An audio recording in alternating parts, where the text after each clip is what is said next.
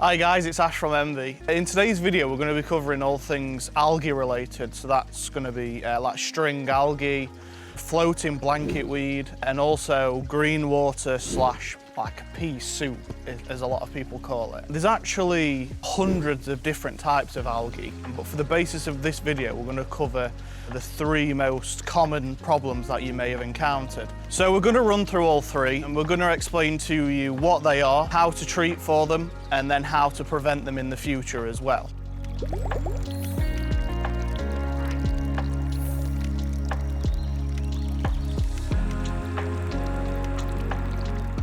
So the first thing we're going to cover is what causes an excess amount of blanket weed or algae. There's obviously a few factors to this, and if you're a pond owner yourself, I'm sure at some point, like everybody else in the country will have experienced at some point a problem with at least like blanket weed, algae, green water, that type of thing. The first thing is, and you can see with this pond here, that it's actually got a cover over the pond. So we've created that to try and block out natural sunlight essentially. It still gets some parts of it, so you know it is always helpful to have that, but typically speaking it's beneficial because it's blocking out the sunlight. That's a good food source, and essentially blanket weed and algae will thrive if there's a lot of sunlight. So yeah, that'd be the first thing that would go through. Algae or blanket weed will feed off of the excess amount of nutrients that's in a pond.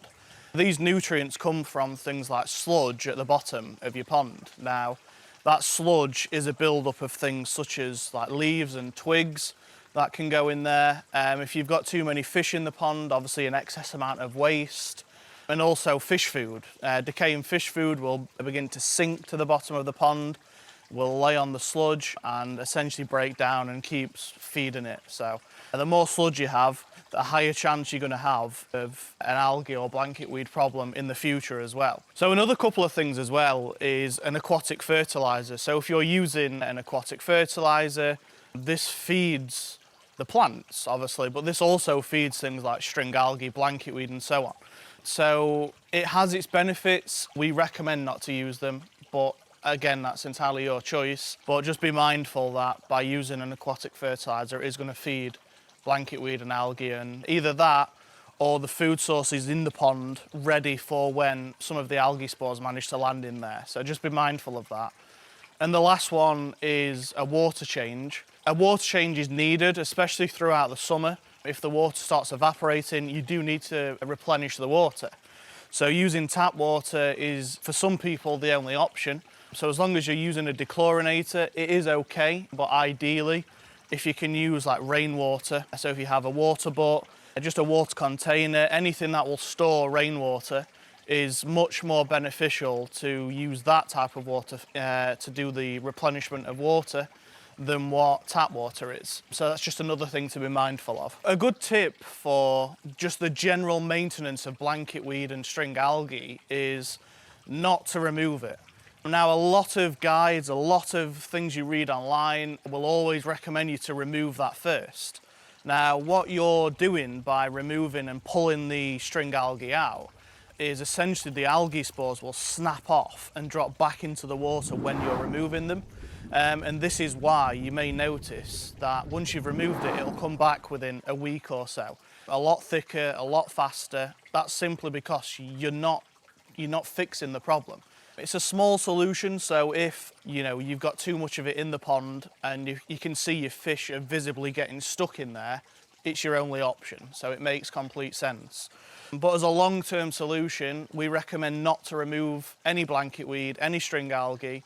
We obviously have some products that will help fix this problem, which we're going to go through later on in the video, and they will physically remove it for you. So there's no need for you to do that, and then this will eliminate the chance of it being returning a lot easier because the algae spores have disintegrated. They're not in the pond anymore, so they can't continue to grow.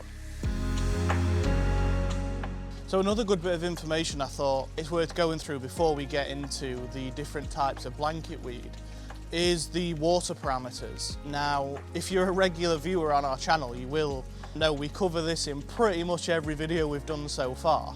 But there's a perfectly good reason for that, and it's purely because we can't express the importance of doing this step in any pond maintenance. So any problem you have, we will always recommend for you to check this before actually tackling the problem that you've got.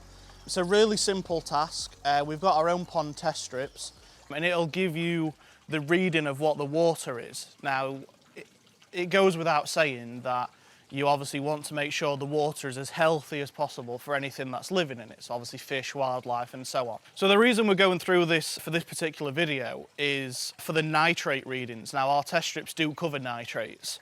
So if you do a reading first and notice that you have high nitrates in your pond, then you might want to consider trying to bring this down before you was to try and tackle the algae problem. The reason we say that is because nitrates actually absorb into algae, so algae absorbs it essentially. Plants do, so your water lilies and oxygenating plants, they will all absorb nitrates. So the more of them you have, the more likely you are to not have a nitrate problem. So they're very beneficial. But if you was to kill the submerged string algae that's absorbing the nitrates, that then releases the nitrates back into the pond. So if you've not tested before and didn't know that you had high nitrates, and then you've killed the algae, it can be quite catastrophic for fish. And we're only saying this as more of a precaution, just to let you know, because obviously the last thing you want to do is cause any harm for your fish. We do have a product called Nitrate Clear. It's designed specifically to target and digest the nitrates that's in a pond. So it's beneficial to use that before you then use one of our other products that will target the blanket weed. Right, so the next step we're going to cover, and arguably the most common type of blanket weed out of all of them, is string algae. So that's a submerged string algae. It looks almost like green hair, which attaches itself to the sides of the pond or essentially anything it can get hold of. You may notice it on the sides. If you've got like a pump in the pond, it'll attach itself to there. Plants, like I said, anything it can get hold of. A common question we get quite a lot is this type of algae bad for your pond? The simple answer is no, it's not. It's just not nice to look at. There are ways that it can become really bad if you have a really huge amount of it in your pond. Then obviously it can take like oxygen from the water, which it becomes really detrimental to fish, but you would need quite a lot of it for that to happen. One thing I would say is I wouldn't panic if you do have it in the pond. There's ways that you can resolve it fast enough before it starts to become a problem in the long run. So string algae does have some benefits. Obviously we touched on a little earlier in the video about nitrates. The benefits of having it is it will absorb some nitrates. So if you leave it in there, then the less nitrates you're going to have. It's the same with phosphate as well. So it absorbs the phosphate, so the less phosphate you have in the pond, the better, obviously. A few other things, it can be a good food source for some fish. So things like koi will look at algae and view that as a food source, and it's more of a natural food source for them. Again, you wouldn't really want them having too much of it, but in small doses it's fine for them. And they probably will eat it. So that's just another thing to keep an eye on. So the bad side to it, and I mean this goes without saying really, and I think we did cover this a little earlier on, but is it can deplete all the oxygen in the water. Obviously the more algae you have, the more oxygen it requires to grow and survive. So this will deplete from the pond, the fish will begin to struggle. So anything you can do to improve good aeration in the pond, obviously anything like a fountain, stones, even a pump and filter if you haven't got that, will introduce new oxygen into the pond and helps the fish. So it's always something to consider. So how do you treat for string algae? Now the answer for us is really simple, so it would be to use Algae Clear Extra. Now, Algae Clear Extra is designed specifically to break down and kill any submerged string algae. It's obviously completely safe for all fish, wildlife, and if your pets was to drink from the pond and so on, then I mean it's completely safe. And it works within a matter of 2 to 3 weeks. We offer this in 3 different sizes. So we've got a 500ml bottle, which treats 10,000 litres. The one I'm holding here is a 1 litre, which treats 20,000. And then we've got a 5 litre as well, which does 100,000. So depending on the size of your pond would obviously depend on which size is better for you. So this pond that we're at today is 4,000 litres. Now, this is why I've chose the 1 litre. We mentioned 2 to 3 treatments should be enough. However, if there's a strong amount of nutrients in the pond, that's providing a good food source for the string algae. then it may require a little bit more treatment to completely eradicate all of it. So that's why I opted for this one, because it's going to ensure I've got about 5 treatments, which should be more than enough to completely eradicate and get rid of all the string algae. All the instructions on how you use this product are on there. There are also a few other ways that you can prevent this type of blanket weed from growing, which we're going to cover later on in the video. So the next type of algae or blanket weed that we're going to cover is actually the floating blanket weed. So this particular blanket weed is much less common than what string algae is, especially in a pond that's got a pump and filter. Now, you often find it more in wildlife ponds or lakes.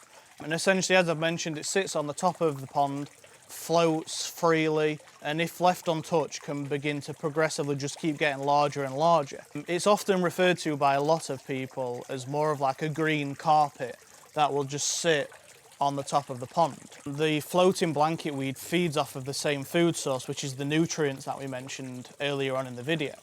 Now, this is much more likely to be found in a larger or more natural pond because it comes from the leaves and the twigs. So obviously the larger the pond is, the more likely it's going to have that building up at the bottom, which releases the nutrients to feed it. In larger natural ponds, oxygen levels are less likely to be lower anyway, just given that the water is really flat. There's no movement to them hardly, unless it's a lake where the water flows through.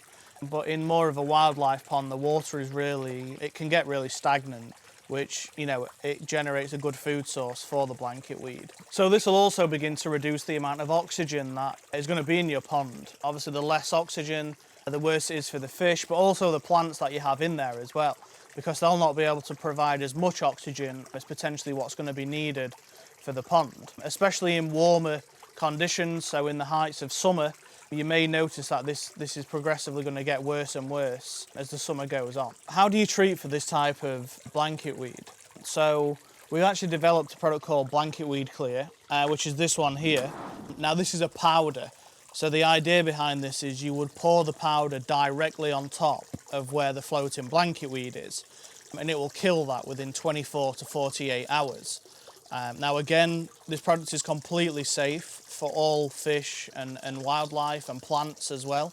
We recommend when using it, try and not make direct contact with any like water lilies and plants, purely because it might discolour them for the first couple of days, but then anything after that, the colour will go back to normal. After the 48 hours of using this product, you should notice that the floating blanket weed has gone more of a browny colour. Now, if all of it is brown, then you can physically then remove this from the pond, because that would suggest it's dead. If some parts of it are still more of the green colour, then you want to go over that area again with the powder, just to ensure that all of it is dead before manually removing it from the pond. Once you've killed the blanket weed, we actually have some tablets in Blanket Weed Clear. Now, the idea behind these tablets is some of the dead blanket weed might sink to the bottom of the pond. You don't want to leave that there, or it's ideal not to leave it there, because this will just add to the organic matter that's already at the bottom. Now, the tablets will help essentially digest the dead blanket weed. By using that, it's going to help in the long run. So if you've got both types of submerged string algae and then also the floating blanket weed, now you can use both of these two products together. We'd recommend using Algae Clear Extra first, give it 2 or 3 days, and then you're fine to use the Blanket Weed Clear.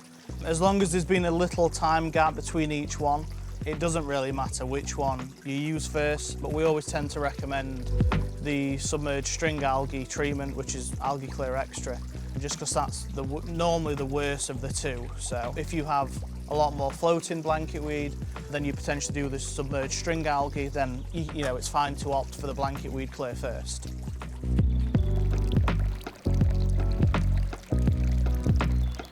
So the last one we're going to cover is green water. Now, a lot of people often refer to it as green water, and ourselves included. But the honest answer is it's not actually the water that's green. It's a really large build-up of microscopic algae spores that just bind together. So often if you get a glass of the water, you can often see loads of particles that are floating in and around the glass. This is natural. It happens in ponds that tend to have a lack of aeration in that, so again, more of a wildlife pond. But it's completely natural. There's a lot of different ways you can obviously help prevent that in the future from building up, which we are going to cover. But again, it's more of the microscopic algae spores that bind together rather than the water being green. You do tend to find this in ponds that are more in sunlight for the majority of the day, or ponds that, generally speaking, lack plants. I think sometimes plants are underestimated in the job that they can do for a pond. Not only do they look really nice when they're in there, but they also bring a lot more oxygen into a pond than probably what a lot of people think.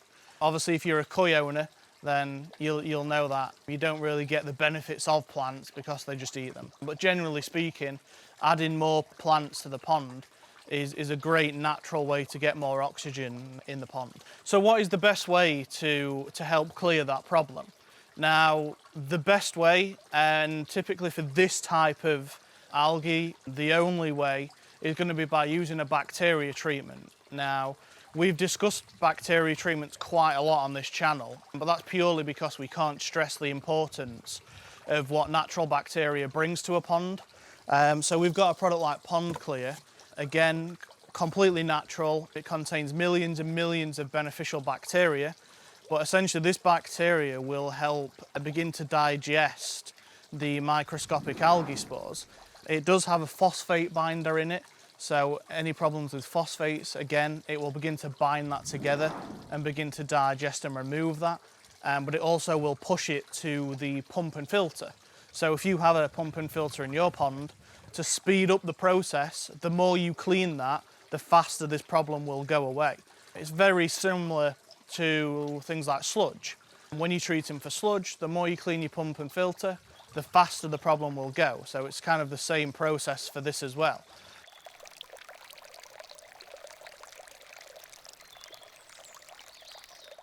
So the best way to prevent algae from returning in the future is actually combating or reducing the problems that make it thrive. Now, we've gone over a couple of different things that will help it thrive, but essentially it's the aeration, the nutrients in the pond, and then the lack of bacteria.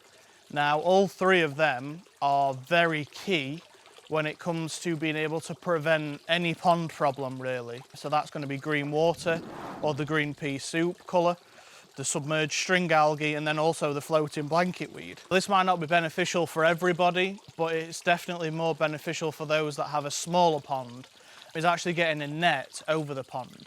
Now, as you can see for this pond that we have here, we've designed a net that covers probably 85% of it. Now, the reason it does that is we wanted some pond plants that are around the side of the pond, but obviously, in general, it does cover a large basis of the pond, and that's essentially to help just catch things like leaves and twigs that could end up in here, and that reduces the amount of nutrients that's in there, which is obviously a key factor for being able to prevent the algae. The next step I'd definitely consider, if you don't already have this, is installing a pump and filter. Now, the main reason for that is purely because the filter will have a UV light in there. Now, obviously that UV will begin to break down the microscopic algae spores that run through that on a repeated cycle. You will only see improvements from having that. So personally, we don't see any reason why you wouldn't unless you have a completely natural pond or if you don't have fish. So if you have just a wildlife pond, then there's an argument, there's obviously not a need for it because it's just more natural. But if you have fish, then you might want to consider implementing that, because not only does it reduce the chances of your blanket weed and algae, but it also introduces oxygen, it stops the pond from going stagnant, and generally speaking, it's just very beneficial for the fish's health in the long run. So the next step we'll cover, I mean, you could argue I'd say it's more of a common solution, if we can call it that, but that'd be barley straw. Now, there's a reason we've not really mentioned it that much in this particular video, and that's purely because barley straw is great for some people, but then for others, they'll not really see much success with it. Now, personally, we haven't done anything with barley straw due to that reason, because you just can't really guarantee if you would get results with it. Now, that being said, some people do receive good results by using barley straw. Obviously, the use of this essentially will help slow down the growth in things like string algae. So there's an argument it's beneficial. Some people, as I've said, use it, see good results. So if you are struggling with this, especially in a much larger pond, I would say if you're looking after a lake or ponds over, 20, 30, 40,000, somewhere around there, then you might want to consider it. But if you have a much smaller pond, then personally we don't really recommend it because you can't rely on it. We prefer to use bacteria over barley straw purely because it's much more successful and we've seen much better results by the use of bacteria.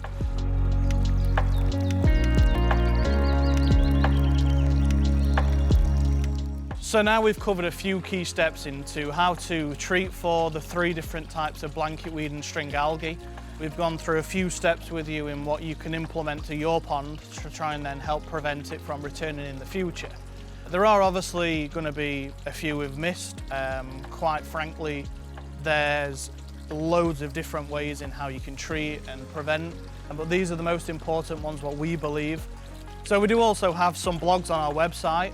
They can range from any pond problem or generally any tips and advice. We always try and put blogs on our website. The link's going to be down below for that as well. So if you wanted to check that out after this video, then feel free to go and have a look. And so yeah, that's everything. So thank you for watching. If you've got this far, anything you can do to support the channel, like, subscribe, it's always greatly appreciated by us. If you want us to cover any more topics, again, feel free to comment and let us know. Our contact details are on screen now, so feel free to give us a call or drop us an email, and whichever's your preferred method is obviously fine. So yeah, thank you for watching. Take care.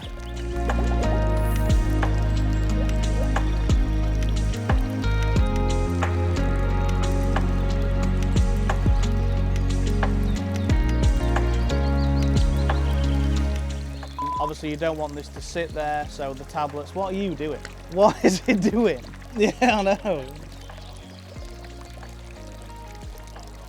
We'll run through it quick, it should stay there.